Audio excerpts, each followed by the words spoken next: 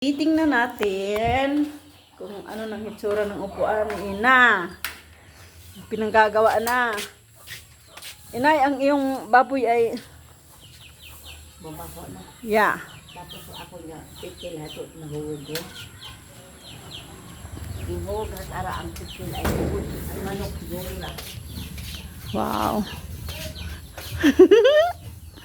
Nagkakulay na. Sosyal. Red na red. General ay abaman. Wow. Ah.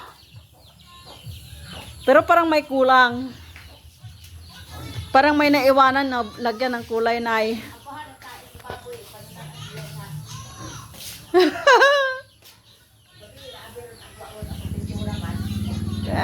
Ang ganda-ganda tingnan.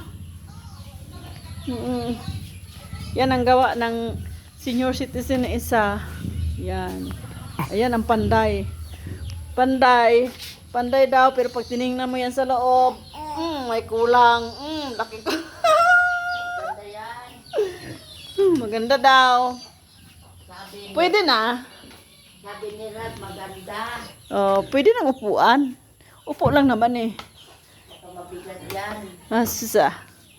Para kanino danay? Para sa lahat, sa bisita. Abi ko para kay Lola. Puro na lang bangko, bangko, bangko. Para magiging bahay na siya. Ano, tinitingnan mo to? Kulay red. Ito na yung unan. Yan. Wow, may social, may unan pa. Purpose para alin? Mahigaan. Higaan. Abi ko, pangsapin sa puwet. Tapos ay may bulaklak pa ako dito. Tuyo na yan. Tapos matulog na yun. Wala pang binyag. Wala pang dilig. Ba, social. Sarap patulog. Ay, kitam.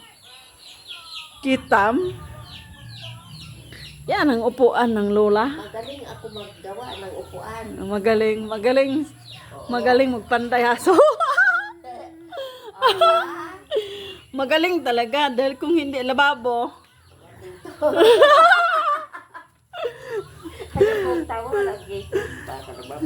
Magaling yan. Kung hindi lababo ang humaba, upuan ang dadami. Ay, sus giatay.